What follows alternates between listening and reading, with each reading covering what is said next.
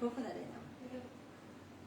Okay. A'udzubillahi minasyaitonirrajim. Bismillahirrahmanirrahim. Alhamdulillahirabbil alamin wassalatu wassalamu ala asyrafil anbiya wal mursalin wa ala alihi washabihi ajma'in. Hari ni alhamdulillah sudah 18 Ramadan, kita bersama. Lagi 2 hari kita dah nak masuk 10 terakhir Ramadan. Pejam celik dah nak habis Ramadan. Hari tu kita rasa macam lama nak masuk 30 hari kan. Tapi sekarang sikit je lagi nak habis Ramadan. 10 hari lagi, lebih kurang 12 hari nak habis. Dan kita kena tengoklah balik macam mana kita punya aktiviti dan lain-lain. Kalau kita tengoklah dekat masjid dan surau macam semalam, kita orang ada iftar dekat Nilai. On the way kita singgahlah dekat masjid. On the way balik ke rumah, singgahlah dekat masjid untuk solat tarawih dan juga isyak. Nampaknya barisan tu dah semakin mengecil. Ada 2 baris sahaja. Kalau tengok full lah, yang lain tu kanak-kanak. Nampaknya dekat surau pun, dekat masjid pun orang dah semakin sikit. Agaknya kenapalah nak masuk 10 terakhir dia jadi semakin sikit. Inilah kalau kita tengok dalam kitab Tazkirah 30 Hari Ramadan disebutkan, dia kata ada yang terus kuat melakukan amalan kerana mungkin kekuatan fizikalnya berkurangan, tetapi kekuatan rohaninya hebat dan kekuatan imannya kental. Tetapi ada orang walaupun nampak sado, hebat, kuat, kat luar tu nampak kerja macam-macam, kerjaya hebat, kerjaya kuat, nampak sihat, makan suplemen itu ini, tapi rupanya bila ibadat yang hujung-hujung ni dia dah rasa lemah, rasa lesu, rasa letih. Dan kita nampak kehadiran orang pun dah mula berkurangan. Ni tak kira lagi yang 5 hari terakhir tau. Orang duk kalut nak buat persiapan raya lah. Lepas tu persiapan baju raya, persiapan kuih raya, persiapan rumah, persiapan balik kampung. Masa tu dah excited nak Syawal dah. Jadi Ramadan tu 5 hari terakhir tu rugilah. Dibiarkan begitu sahaja. Sebenarnya orang ini disebut oleh ulama walaupun nampak kuat dari sudut fizikal, tapi sebenarnya dia sangat lemah dari sudut rohani. Dan rupanya keadaan ini maknanya diri tak sampailah maksud Ramadan pada bulan tersebut lah. Sepatutnya Ramadan ni untuk membesarkan dan menguatkan rohani. Tapi rupanya kat tengah jalan dah terlentuk terkantoi. Maknanya rohani dia ni memang lemah betul lah. Tu kisah dia.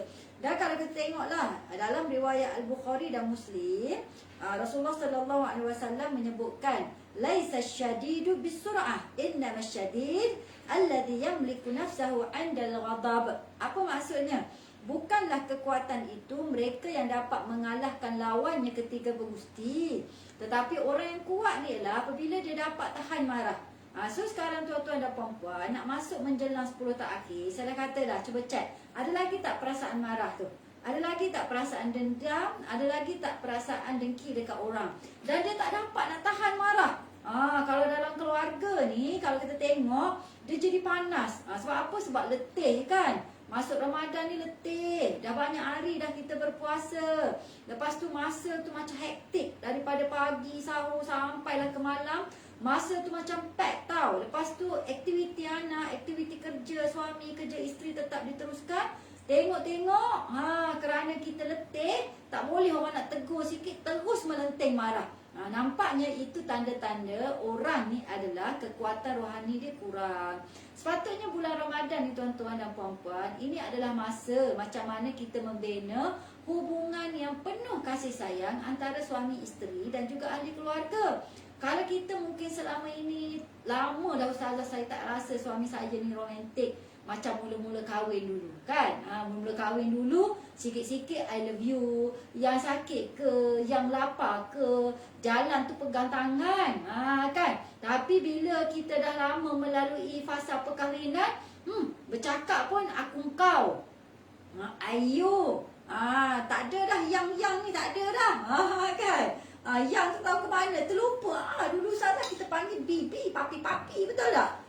Sekarang dah tinggal apa, aku kau. Kau nak marah betul, kau. Ataupun ayahmu, cikmu, kalau kau Kelantan, dah jadi macam tu. Jadi bulan Ramadan istilahnya adalah sangat sesuai untuk kita bina balik hubungan mesra antara keluarga. Macam mana ustazah nak bina hubungan mesra? Iaitu dengan kita membentuk kekuatan rohani keluarga. Kita elakkan perkara-perkara panas dalam keluarga. Seperti kita cepat muluk, cepat marah, cepat judge, cepat buruk sangka. Itu semua dia membawa bibit-bibit perpecahan dan bibit-bibit panas dalam rumah tangga. Okey, yang kedua, kalau kita tengok bulan Ramadan ni seronok sangat kalau kita dapat bersama-sama suami isteri beribadat. Kita kadang-kadang kan kalau ibadat seorang malam-malam dia lemau. Tapi kalau kita bersungguh-sungguh lah, suami kejut isteri, isteri kejut suami, lepas tu suami duduk atas tikas sejadah contohnya, kita pula masak, ataupun suami pun datang masak tolong sama. Lepas tu, tapi kalau saya masak lah. Saya settle masak, sebab kalau dia masuk masak lagi lambat. Baik saya settle cepat-cepat. Daripada sepatutnya saya boleh settle masak 13 minit, kalau ada suami kan jadi 30 minit duk bergurau senda, tak pasal-pasal aku lambat potong kan. So saya kata tak apa, abang bangun awal, kerja abang duduk atas tikas sejadah, berdoa kepada saya dan anak-anak, dah tolong kejutkan anak-anak. Tapi bila kita siap, contohnya 15 minit, saya dah siap dah makan, minum semua tu dah siap, hidang dah. So kita bolehlah juga beribadat. Dan ibadat tu seronok apabila kita buat bersama-sama suami isteri. Ustazah, bukankah qiyamul lail kita kena buat seorang-seorang? Ya betul. Tapi kalau kita letak sejadah kan, lepas tu kita pun buat bersama-sama, dia rasa seronok lah bang. Zikir ni abang dah buat ke? Macam semalam suami saya dia kata kita nak masuk 10 terakhir dah ni.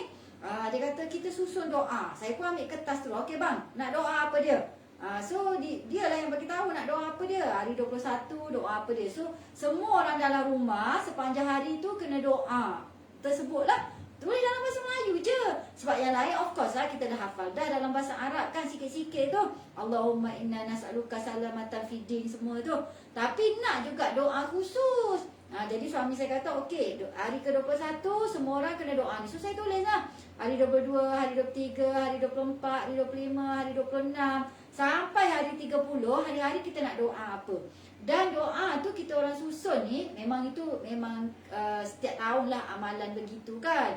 Sebab kalau tak tulis kan saya kata terlupa. Itulah cara-cara kita bina hubungan romantik suami dan isteri pada bulan Ramadan. Kan dah kata 10 kedua ni kita nak semua ahli keluarga masuk syurga dah. Tak nak kita seorang-seorang bersungguh-sungguh buat ibadat. Tapi anak isteri duduk terus dalam dosa, ataupun suami terus ralik dalam dosa, anak tak peduli. Tak apa ustazah, kita dulu pun muda, nanti tua dia bertaubat lah. Takutnya dia tak sempat taubat. Ataupun kita mati dulu, dia pun tak reti lah bertaubat. Jadi kita terima je lah bayaran cash tu. Dosa cash tu kita terima dekat alam akhirat esok-esok. Takut tau. Sebab tu kita kena sama-sama lah berusaha.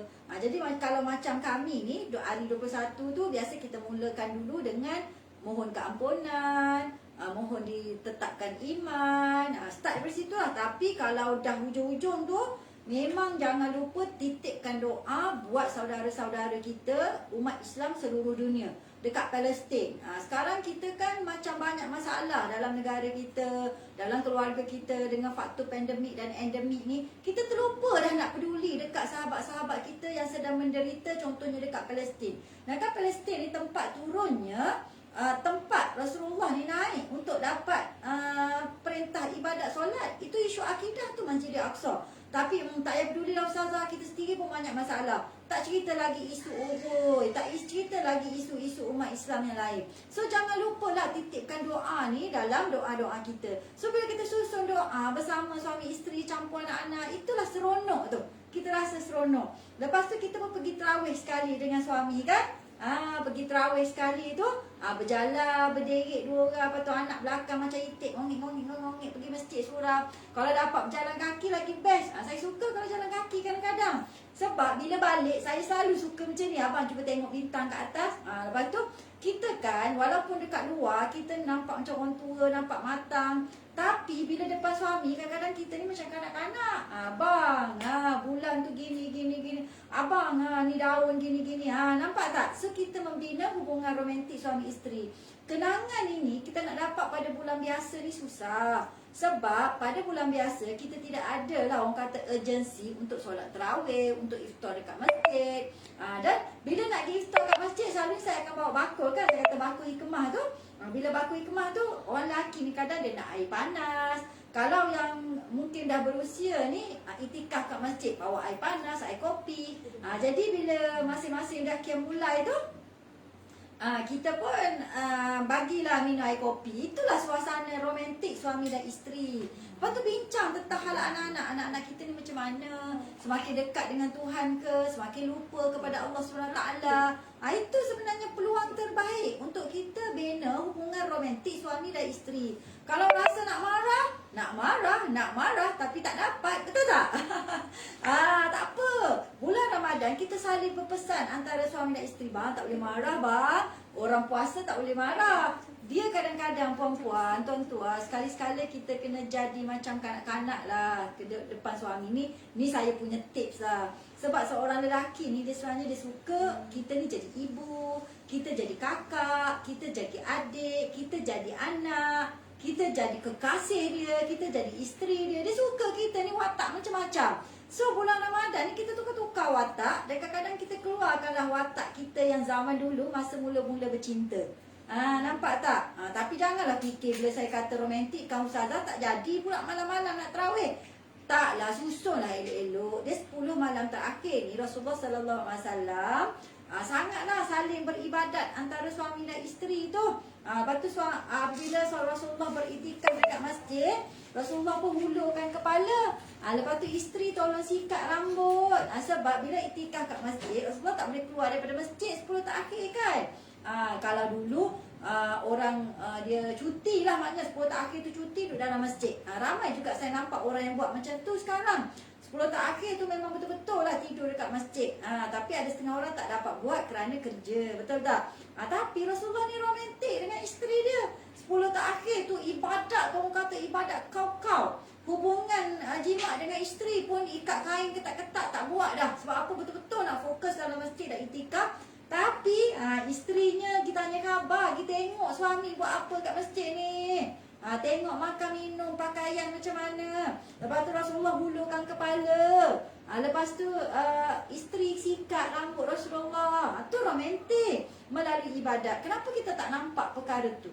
Kadang-kadang kita ni bersaing, suami isteri. Pada bulan Ramadan bersaing pula. Sepatutnya bukan bersaing sihat dan membentuk kerjasama dan membentuk kasih sayang pula bulan Ramadan. So anak tengok, inilah memori terindah mereka. Mak ayah aku kan bulan Ramadan, pagi malam macam ni, tengah hari macam ni, malam macam ni. So anak-anak tu dia akan rasa bahagia tau. Anak yang rasa bahagia ni mudah nak bentuk. Tapi kalau anak yang menderita kat dalam, payah kita nak bentuk. Apatah lagi nak bentuk dia untuk taat dan perintah kepada Allah SWT. Jadi kita ada masa 2 hari lagi. Apa homework kita sekarang? First, tulis doa khusus. Lepas tu panggil anak-anak. Okey, doa ni kena amalkan setiap hari khusus untuk keluarga kita. Jangan lupalah titipkan. Macam saya akan tulis, ada satu hari tu sampaikanlah cita-cita kami.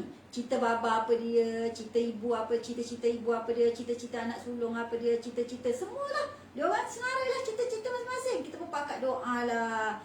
Dan yang paling penting, akhirnya melalui cita-cita masing-masing tu, mereka ni akan menyumbang kepada agama Allah SWT. So benda itulah sebenarnya yang seronok. Anak-anak tu dia akan rasa bahagia dan memori kasih sayang itu akan terlekat dalam minda masing-masing. Ustazah, kalau ibu tunggal macam mana? Sama juga, ibu tunggal, bapa tunggal. Binalah memori terindah bulan Ramadan bersama dengan anak-anak. Kalau ada mungkin kat tepi rumah kita tu ada mak kita, ada datuk, ada nenek, ada pak saudara, binalah memori indah tersebut. Jadi anak-anak kita bila dia tua esok-esok, dia akan orang kata apa, tiru balik macam mana kita membudayakan Ramadan dengan penuh ibadat dan kasih sayang. Okey, seterusnya kalau kita tengok dalam buku ni, dia kata Ramadan ni sebenarnya untuk membentuk kekuatan rohani yang unggul supaya boleh bertahan 11 bulan sehingga Ramadan akan datang. Dan sebenarnya kekuatan rohani ni lebih mengatasi kekuatan fizikal kerana kekuatan rohani ni bermula daripada kekuatan mental. Sebab itulah kalau tengok peperangan-peperangan besar biasanya pada bulan Ramadan. Kita kan tak boleh fikir kan macam mana berperang pada bulan Ramadan tu dengan airnya, dengan angkat senjatanya, dengan syahidnya, dengan panas di padang pasirnya. Sebab mereka ni kuat mental, kuat rohani. Fizikal ni dah nombor 3 dah. Jadi kita kena situ juga. Anak kita, anak beranak kita kena ke arah situ sebenarnya pada bulan Ramadan. Sebab itulah sebenarnya bila kata membentuklah bertahan 11 bulan Ramadan akan datang, kita kena tengok lah. Dayah cuba tengok, takut ter-end tiba-tiba.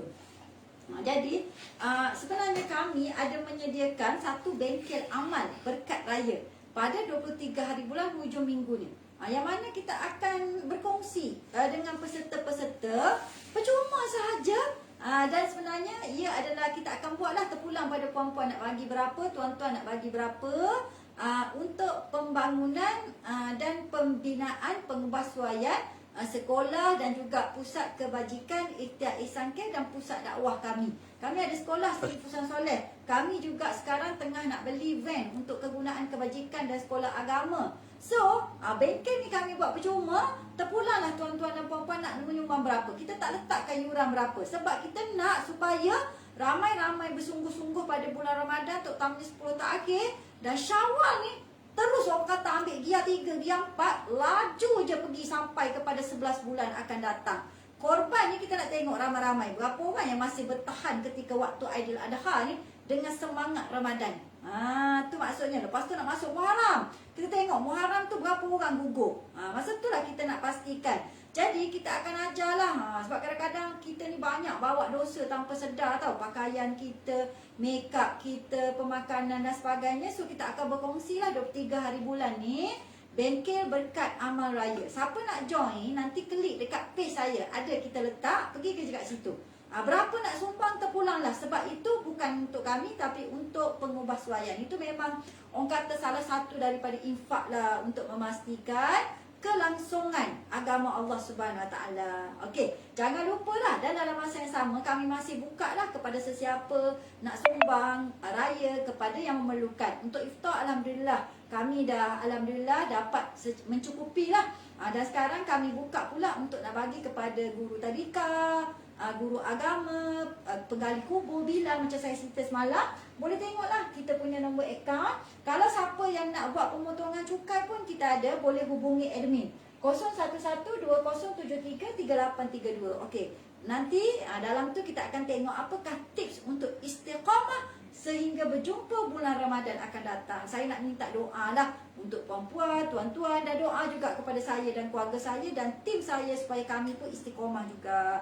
Seterusnya kalau kita tengok, kekuatan rohani lah sebenarnya dibentuk pada bulan Ramadan ketika fizikal kita ni tak makan. Sekarang 18 hari dah lah, makan sikit-sikit je malam-malam. Tapi dalam masa yang sama, kalau kita tengok, rohani kita lagi kuat, lagi kuat, lagi kuat. Sepatutnya macam tu lah.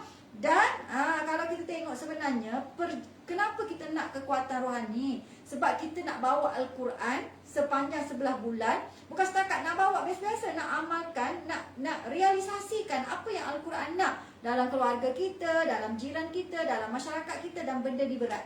Cuba tengok Rasulullah SAW digelar sebagai Al-Amin pun dapat pelbagai tentangan. Bukan orang lain yang menentang, tapi pak saudara sendiri. Ingatkan mudah ke? Anak beranak sendiri yang tentang Rasulullah. Kalau kita lagilah jauh daripada Rasulullah, penuh dengan kelemahan, lagilah banyak cabaran, dugaan untuk menghadapi kehidupan. Seterusnya kita tengok, setelahlah kita dah lalu 18 hari ni, kita dah kena fikir muhasabah dan bina strategi untuk 10 hari terakhir ni betul-betul mantap, betul-betul kau anak pun turut bersemangat. Dan saya dah bagi dah challenge pada puan-puan semua. Jom kita pakat ramai-ramai khatam Quran pada 30 hari bulan 4. Kita nak buat khatam Quran mega secara tertutup, kan, khas untuk wanita. Sekarang cuba cek, dah juzuk berapa dah? Saya hari tu dah tak solat, sekarang dah masuk juzuk 18 lah. Harap-harap sempatlah kerja 30 April tu nanti. Jom kita challenge sama-sama. Yang dalam circle Ustazah Asma pun kena pakat peringat masing-masing. Supaya jom kita cepat-cepat supaya kita dapat settle 30. Sebab apa saya nak buat 30 April? Sebab lepas tu dah mulalah lemang ketupat, nak balik kampung, nak uruskan mak ayah. Kalau kena mak ayah tua pula, nak kena uruskan rumah. Macam kita orang memanglah nak kena bantu mak ayah semualah. Dan mak ayah sakit dah tua dah kan. Kita lah yang nak kena uruskan rumah tangga dekat kampung tu. Okey, seterusnya apa yang kita kena muhasabah? Dalam kitab ni sebut, barangkali dia kata berbuka puasa di rumah tidak berkesan. Kerana bila buka puasa kat rumah, kita ada kecenderungan untuk makan banyak dan menyebabkan kita gagal untuk solat maghrib dan tarawih sempurna. Oleh kerana tu dia kata, strategi 10 terakhir ni, jom kita buka kat surau. Macam saya memang saya seronok lah dapat buka kat surau. Sebab dapat jumpa kawan-kawan. Lepas tu kalau kat surau ni masa dia kan imam bagi dah, nazir bagi dah. Okey, kita buka puasa 20 minit je. Lepas tu dah boleh pergi. So kita pun masa orang kata terjaga tau. Lepas tu tengah-tengah dah boleh orang kata tegur sapa kawan-kawan. Lepas tu dah boleh mengaji sementara nak tunggu. Tapi kalau kat rumah dia kerja tak habis tau. Jadi sekarang cuba tengok. Kalau puasa kat rumah lagi efektif ke ataupun buka puasa dekat surau dekat masjid lagi efektif? Kalau rasa efektif dekat masjid dengan surau, maka pergi buka puasa dekat masjid dan surau. Yelah, kita ni dah bagi. Macam saya kan, kita dekat Korea kita pun menyumbang. Adalah hari-hari yang saya menyumbang kan. Hari lain orang lain menyumbang. Jadi ahli Korea menyumbang ni untuk apa dia? Untuk kita sama-sama makan lah. Tu maksudnya jangan kata saya kaya, saya tak boleh nak pergi iftar. Tak apa. Macam saya sendiri pula, saya tak makan sangat makanan iftar yang orang sediakan sebab saya nak kena jaga saya punya diet. So biasa saya bawa lauk sendiri, tapi makan bersama dengan kawan-kawan sebab masa terjaga. So sekarang strateginya ialah kita kena tengok yang mana lagi efektif untuk kita kejar 10 terakhir. Yang kedua, kalaulah kita lakukan solat tarawih dekat surau rumah kita, menyebabkan kita ni rajin nak sembang, bercakap. Yelah, kawan-kawan lama tak jumpa, bersembang sampai pukul 10 sebelah. Lepas habis tarawih tu bersembang lagi. Sebelum nak tarawih bersembang lagi. Okey, strategi yang baru pula ialah 10 terakhir ni tukar pergi ke masjid dan surau lain yang mungkin tak perlu kita nak sembang banyak-banyak. Jadi sekarang kita kena cek juga. Dah pergi surau dah, tapi asyik menyembang. Dia nyembang boleh, tapi janganlah menyembang banyak-banyak. Kalau yang lelaki tu, lepas pukul 10 tadarus sampai pukul 1 dekat kedai. Saya kadang-kadang pernah juga geng-geng lelaki ni, dia menyembang sampai pukul 1. Saya pergi ikut dengan geng-geng isteri. Saya pergi duduk depan tu. Dia orang tahu dah nak balik. Kadang-kadang nyembang tak sedar diri. Sedangkan esok nak kiam pula. Nampak tak? Sekarang tukar strategi. Tukar surau dengan masjid. Tu. Lepas tu yang ketiga, mungkin bacaan kita ni lemah. Tersangkut-sangkut. Susah. Okey, sekarang kita cuba pasang YouTube. Ataupun kalau ada yang siapa ada Quran digital, pilih orang kata bacaan yang agak laju sederhana, tetapi yang kita boleh ikut dan kita selesa ikut. Jadi sekarang kita ikut bacaan tersebut. Jadi dia boleh melancarkan lidah kita dan melancarkan bacaan kita dan fasihkan lidah. So sekarang tukar strategi. Kalau rasa tersangkut-sangkut banyak, lambat sangat, so gunakan kuasa teknologi. 10 terakhir ni kena fikir ni.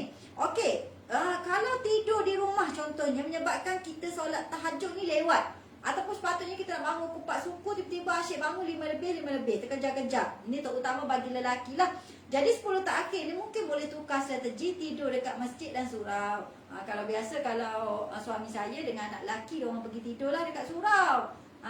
Kan, tapi macam tahun ni sahur, diorang tak sedia makanan sahur. So diorang kiam kat situ.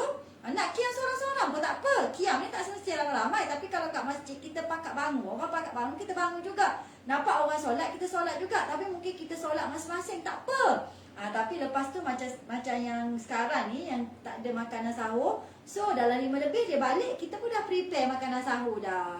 Tu strategi lah, kena tukar strategi. Sambil tu bolehlah niat itikaf. Betul tak? Lepas tu kadang-kadang kita ni mengantuk sangat waktu solat kerana tidak rehat langsung siang hari. So sebab itulah saya tengok ada ustaz-ustaz dia kata 10 terakhir ni dia minimumkan aktiviti luar.